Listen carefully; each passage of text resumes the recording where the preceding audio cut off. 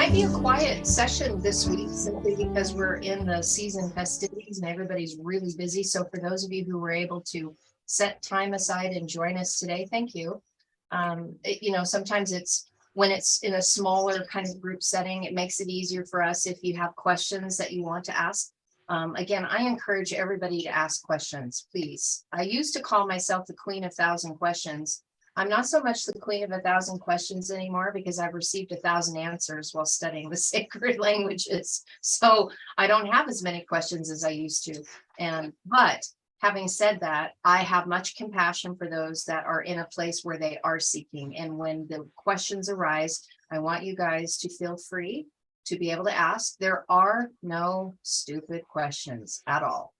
And so we're just going to shut that thought process down right now. There are no stupid questions. I'd much rather be able to stop in the moment, grab a hold of your hands, give you a big hug if I need to, and answer the questions that you have so that we can continue marching on together. It's not going to do any of us any good if I leave somebody behind that is completely, lost or clueless as to what we're sharing. So I want to just make that open for you guys to do that.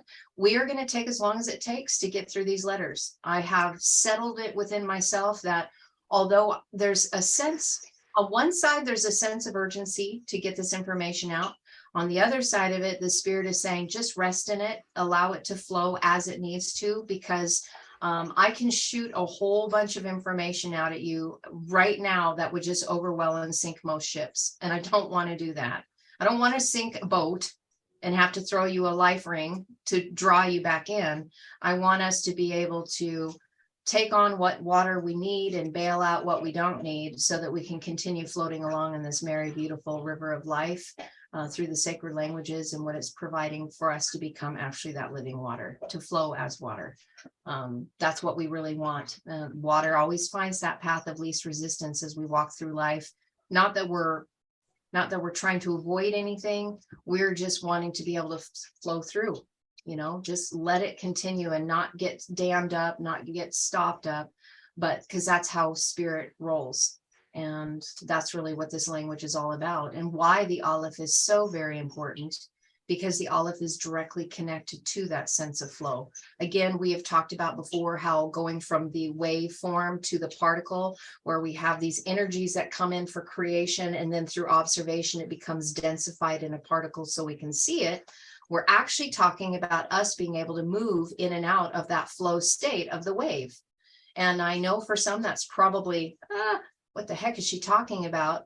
But that is really the quantum realm of creation. And so when we have this essence within ourselves, we then are creating an environment for ourselves, for our friends, for our family, for our towns, our country, our states, our world, where we can all enter into that.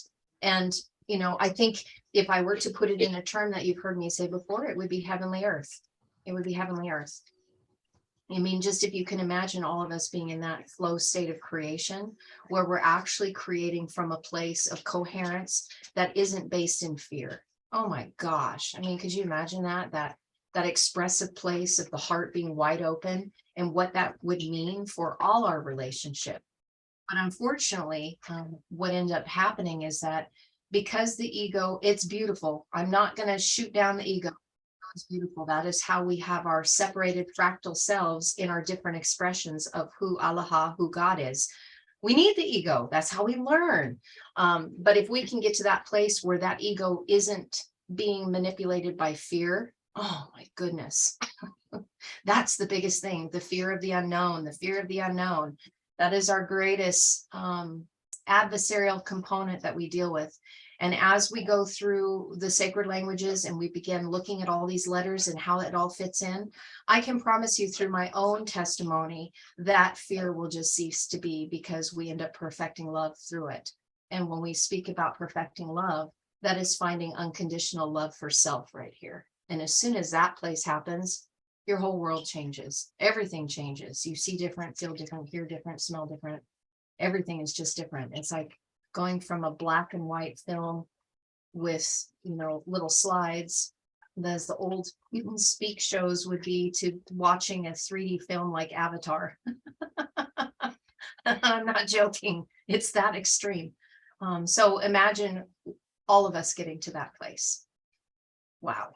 So we're doing what we can. There's many people that are working behind the scenes doing all kinds of other things. This just happens to be the lane that was placed in front of us with the sacred languages for whatever part it has to play, whether it's small, whether it's big, it makes no difference.